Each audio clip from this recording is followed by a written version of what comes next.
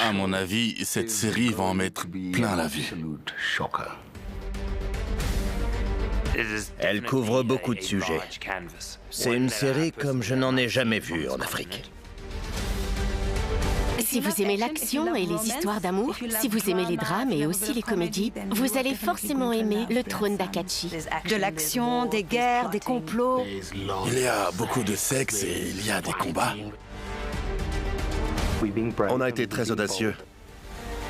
Vous ne vous ennuierez pas une seconde. L'ensemble du casting est génial. Je suis entouré d'acteurs qui ont fait un travail remarquable et incroyable au cours de leur carrière. C'est une aventure épique sans limite qui va vous emporter. Bon, je vais le dire carrément. Si vous avez aimé Game of Thrones, vous allez surkiffer cette série. Oups, pardon. Indumiso zegazi ziphawula ukubhanga kwentsuku.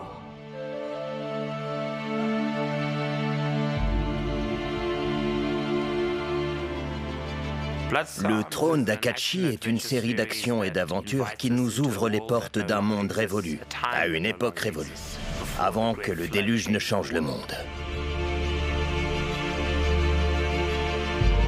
On découvre cet univers à travers le regard d'une jeune princesse qui s'appelle Zazie, alors qu'elle se lance dans une quête d'identité dans un monde qui s'évapore à toute vitesse.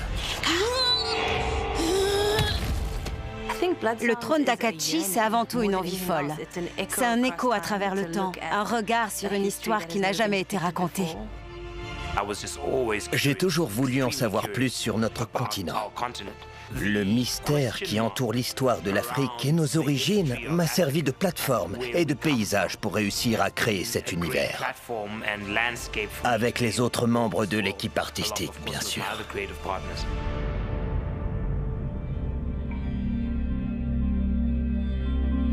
Il y a 4 tribus principales dans cette partie du monde.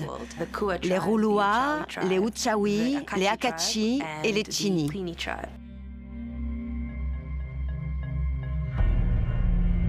Les Akachi vivent dans l'abondance, dans la citadelle où nous sommes en ce moment. Leur culture est sans doute la plus tape à l'œil de toutes. Ils vivent dans l'opulence.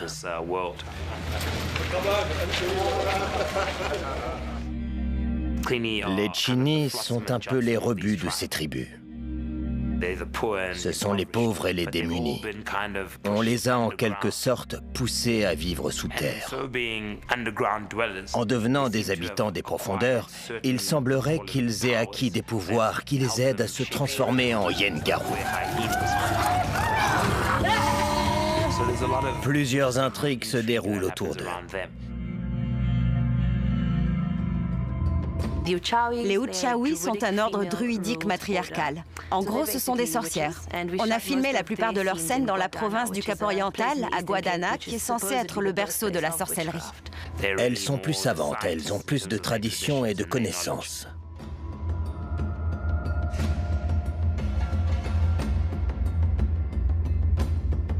La dernière tribu, les Rouloua, est proche de la tribu Nguni. Ils pourraient être leurs ancêtres. Ce sont plutôt des guerriers et des nomades. Ils errent et parcourent le pays.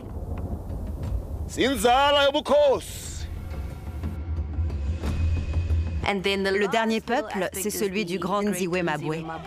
Le Grand Nziwemabwe est représenté dans la série comme l'Amérique de cette époque. Dans cette saison, une délégation menée par un sénateur vient assister au mariage.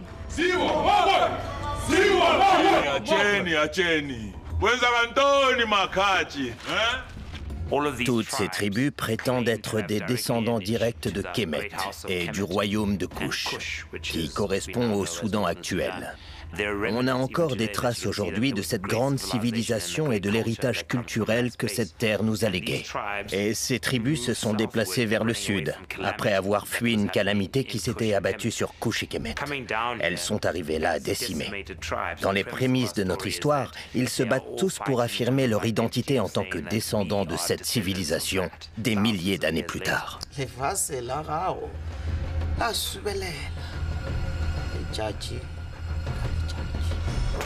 Et coupé. C'est coupé. Merci. On passe à la suivante. Merci. Dans la première saison, on s'intéresse à la maison Akachi. Cette maison est gouvernée par le roi Lecha.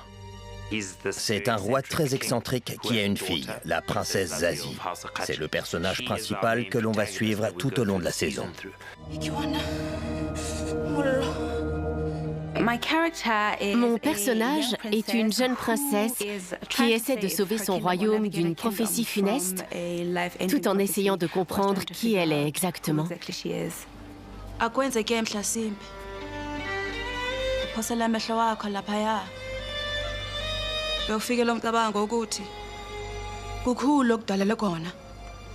J'interprète le roi Lecha.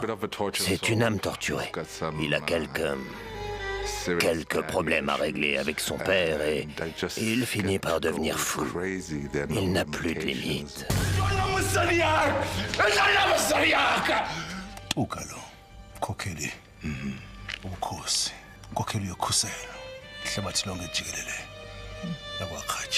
Je m'appelle Zolisa Kaluva. Je joue le rôle du général Toka.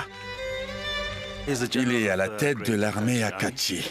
Il est originaire de la tribu Rouloa. Il s'agit d'une tribu de paysans, une tribu rustique. Il déteste qui il est et d'où il vient. Il déteste l'héritage de son peuple. Il aspire à devenir quelqu'un d'important. Il a réalisé que la tribu Akachi était la plus éminente du royaume et il a gravi les échelons pour devenir général de leur armée. Je joue le rôle du commandant Lekoya. Les gens qui ont un sens de l'honneur et du devoir et qui ont des valeurs morales aimeront ce personnage.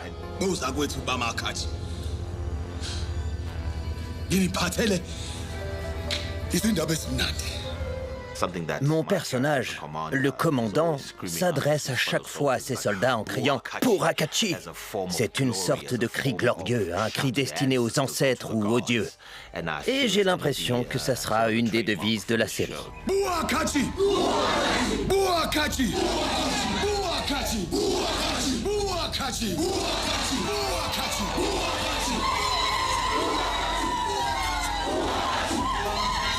La reine Asili est la matriarche de la tribu Uchawi.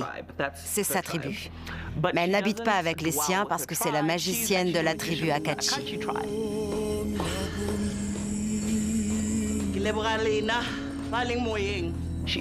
Elle essaie de récupérer le pouvoir que son peuple et son royaume ont perdu. Donc l'enjeu est important.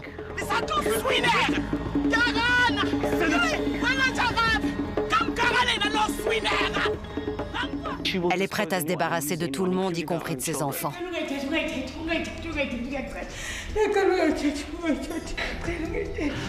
C'est une personne horrible, mais elle est aussi très drôle. Les spectateurs vont adorer la détester.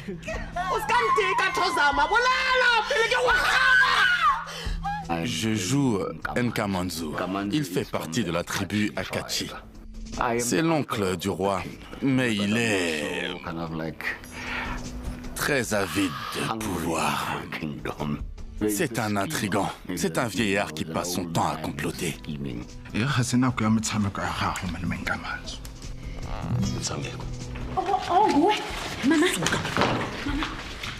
Madlamini est gouvernante chez les Akachi, mais ce n'est pas sa tribu d'origine. Elle gère tout le palais et elle s'occupe du roi Lecha ainsi que de la princesse Zazie.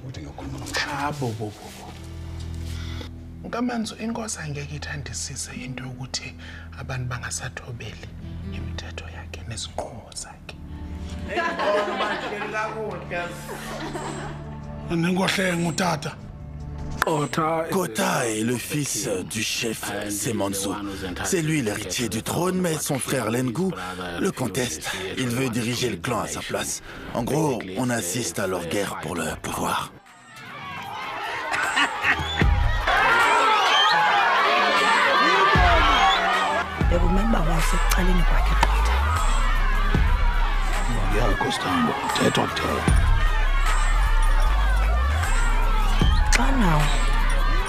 Inhlokonkulu ekhetha igqibelo lakhe endaweni kaMafungashi. Ewe myeni wam, unyanzelekile mpofu. Dans le trône d'Akachi, Lala est une terreur. Elle donne absolument rien. Quand elle a décidé, elle obtient tout ce qu'elle veut. Peu importe les moyens qu'elle doit employer pour l'obtenir. Ce qui est stressant avec ce rôle, c'est que je n'ai trouvé aucune référence sur laquelle me baser. Donc, j'essaie de faire attention au langage et d'éviter le maniérisme. C'est assez difficile. C'est un défi très intéressant. On a vraiment tenu à n'exclure personne dans notre population d'actrices et d'acteurs. On a longuement réfléchi au rôle qui serait attribué à chaque comédien et quelle langue il parlerait. On s'est assuré que les acteurs bilingues pourraient interagir avec différents personnages et créer un lien entre eux. Parfois, ils parlent Xhosa, parfois Zulu, mais on garde une unité. Ce qui m'a plu avec cette idée, c'est que ça nous a permis de construire un univers cosmopolite et éclectique, dans lequel les choses qui devraient nous séparer, comme les accents, sont source de fierté et d'amusement dans la série. Donc, la langue fait partie intégrante du milieu culturel que l'on essaie de créer ici. Munataka wasimba wa kweli manisaidie, Sibulela kakhulu kuwe ukuthi uziqhamule. Sikule kulizwe lakude enziwe mabwe. Uthi qada lo wethu umhlaba. Njengoba yokuzimasa. Xa ikumkani yethu izimanya ngeqhina lomtshato. Lenkosazana yamachawe thozama.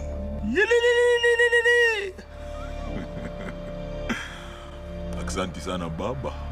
Uqinisekile. Toka.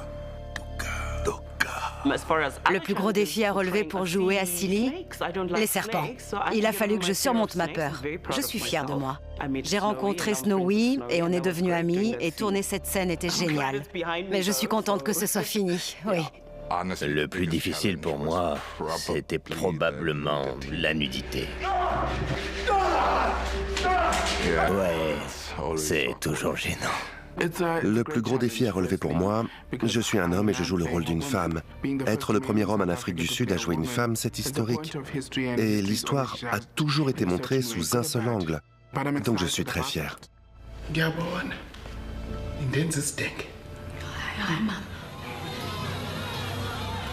L'aspect créatif dans la construction d'un monde qui n'existe pas a été extrêmement réjouissant, mais aussi très difficile. On a imaginé chaque costume et créé chaque décor de toutes pièces. Penser les choses comme elles auraient été il y a 11 000 ans nous a permis d'être très créatifs. C'était formidable de collaborer avec des personnes aussi expérimentées et qui ont apporté toute leur magie au projet. On s'est documenté pendant des mois sur l'Égypte ancienne avant de commencer le tournage, afin de définir le style et l'atmosphère qui conviendraient le mieux à l'identité de la série. Parce que le trône d'Akachi parle avant tout d'identité. C'est assez rare d'avoir un décor comme celui dans lequel on tourne en ce moment. Vous pouvez diriger la caméra dans n'importe quelle direction, ce sera réaliste. Quel que soit l'angle, vous pouvez tourner la scène. J'étais complètement ébahie. L'attention portée à chaque détail. Je suis bouche bée chaque fois que j'arrive sur le plateau. La plupart de nos sources lumineuses sont des flammes. On a utilisé énormément d'accessoires pour les lumières. Dans les cavernes, par contre, on ne peut pas faire de feu car ce sont des grottes en formation. On a dû être très créatifs. On s'est dit, bon, si on n'a pas de flammes, étant donné qu'à cette époque, il n'y avait rien d'autre, comment allons-nous éclairer les cavernes? On a donc créé une lumière verte qui ressemblerait à de l'eau bioluminescente que le peuple Chini aurait récupérée et mise dans des globes.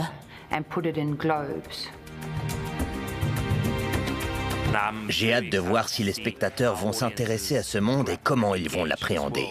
Parce qu'il y a beaucoup de choses qui vont les faire tiquer. Ils vont se dire, qu'est-ce qu'ils nous racontent? Ils avaient des fusils à l'époque? Et l'électricité? On défie les conventions et on perturbe la vision traditionnelle de notre glorieuse histoire.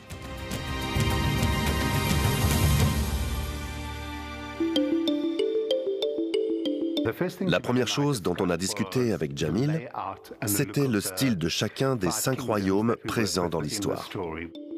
Il faut qu'on puisse reconnaître et différencier chaque culture, que l'on sache d'où viennent les personnages. Si vous voyez tel ou tel look, vous devez être capable de différencier un Chini d'un Akachi ou d'un Roulois. Il faut que ça se voit d'après le maquillage.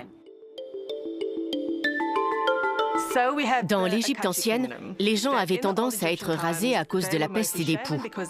Donc, dans le royaume Akachi, ils sont très soignés. Pour le royaume Akachi, on s'est basé sur les bronzes du Bénin du XVe et XVIe siècle, qui sont exposés au British Museum. Nous n'avons utilisé que des matières naturelles que l'on aurait pu trouver à cette époque. La conception de ces costumes était dingue. Toutes les pièces ont été assemblées et cousues à la main. C'était notre plus gros défi, trouver les artisans spécialisés. Certains costumes, comme ceux du roi Leccha, sont recouverts de perles. Chaque couturier met environ 12 semaines pour broder une chemise, et on en a 3 ou 4. Les Chini étaient très intéressants à faire parce qu'ils vivent dans des cavernes. Il y a beaucoup de boue dans leurs grottes, beaucoup de poussière, ce qui ressort dans leur coiffure avec leurs dreadlocks. On a beaucoup de pierres, beaucoup d'os. Les anciens portent des lentilles pour montrer qu'ils n'ont pas vu la lumière du jour depuis longtemps. Le royaume Chini est vraiment intéressant, parce qu'on y retrouve tous les bannis des autres royaumes. Le plus important, bien sûr, c'est qu'ils se métamorphosent. Et toutes ces personnes qui ont été bannies se sont retrouvées ensemble. Avec ce royaume en particulier, on voulait montrer quelle était leur histoire, d'où ils venaient. Donc vous verrez dans leurs costumes des références aux tribus Uchawi, Roulois et à tous les autres royaumes mélangés. Le mode de vie des tribus nous a beaucoup influencés. Chez les Roulois, il y a pas mal de scarification. Chaque événement important se trouve marqué sur leur corps. La tribu Roulois est proche de la nature. Ils sont colorés, peinture de guerre, tête rasée, tatouages. Visuellement, c'est très riche. Pour le royaume roulois, on a surtout du cuir et des peaux. Ce sont de grands guerriers, ils sont torse nu. On voulait montrer leur scarification et leur physique. On doit comprendre que ce sont de grands guerriers qui traversent les plaines d'Afrique.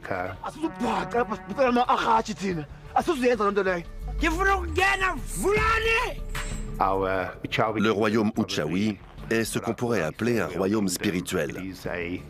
C'est un royaume de reines, magiciens et sorcières.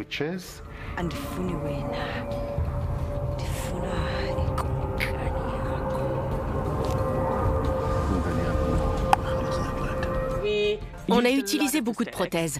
Certaines femmes devaient être transformées en serpentines, ce qui nous prenait presque 4 heures.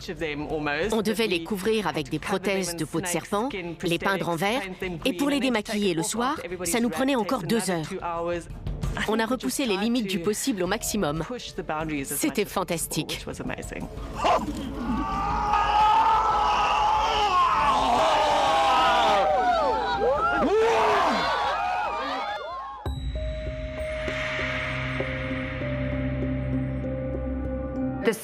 La synergie entre les équipes a été incroyable.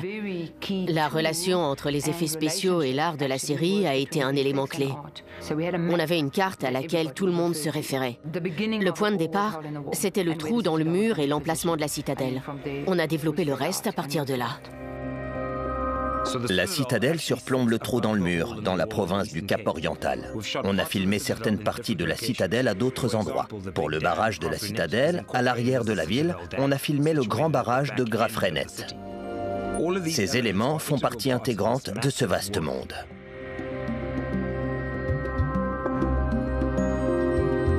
J'ai adoré tourner dans le Cap-Oriental. Ça a apporté une toute autre dimension à ce qu'on essayait d'accomplir et ce qu'on a réussi à faire. L'ampleur de ce qu'on a accompli à Coffee Bay, ainsi que dans la vallée de la désolation qui se trouve à côté de Grafrenet, était exceptionnelle. Vous vous sentez tellement insignifiant, tellement petit face à l'immensité de ces lieux. On a vraiment réussi à recréer l'ambiance qui devait régner il y a 11 000 ou 12 000 ans sur ce continent, ou dans ce monde. On a toutes sortes de créatures dans cette série. Par exemple, pour les Yengaru, on a travaillé en étroite collaboration avec un maquilleur SFX, Rob Carlyle, et son équipe de choc. L'équipe des effets visuels s'est occupée du design et de la modélisation. Puis l'équipe de maquilleurs SFX a créé, grâce à des techniques d'impression, un costume fonctionnel à partir de la 3D, pour que le personnage ressemble à la version numérique. Beaucoup de scènes avec un lion sont faites en numérique, mais on a préparé le tournage soigneusement pour que tout s'intègre bien. Dès qu'il s'arrête et voit le lion, tu le vois aussi. Il faut que tu recules un peu. Action!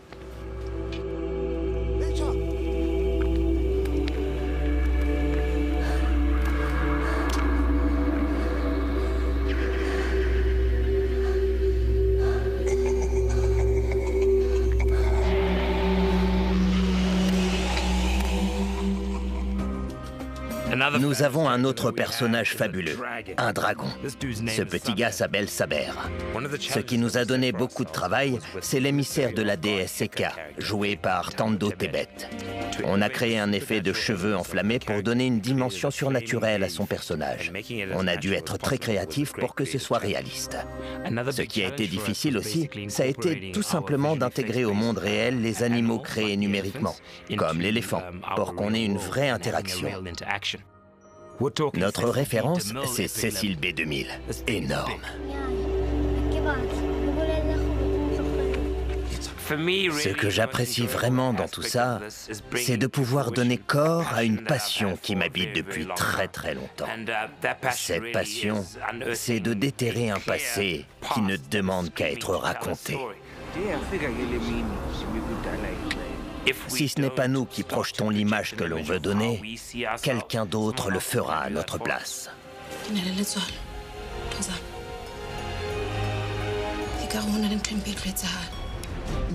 En tant que productrice de la série, ce que j'ai observé chez les acteurs, le réalisateur, les équipes techniques et artistiques, c'est à quel point c'est valorisant pour eux de raconter une histoire qui soit la leur. La nôtre, en fait. Ça va au-delà de la production d'une série. Car, en racontant notre propre histoire, on propose au monde une vision différente à laquelle s'identifier. Une vision différente pour les nouvelles générations aussi. C'est comme ça que l'on construit son identité et c'est déterminant. Pour l'héritage qu'on laisse, les limites qu'on repousse et pour exporter notre culture. C'est une histoire incroyable, mais surtout en termes de représentation, c'est exactement ce dont on a besoin en ce moment dans ce pays.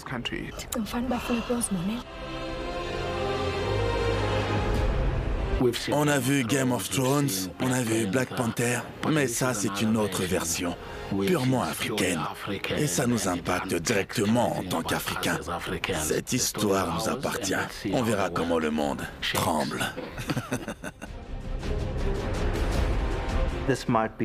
C'est peut-être le projet de toute une vie, pour être honnête.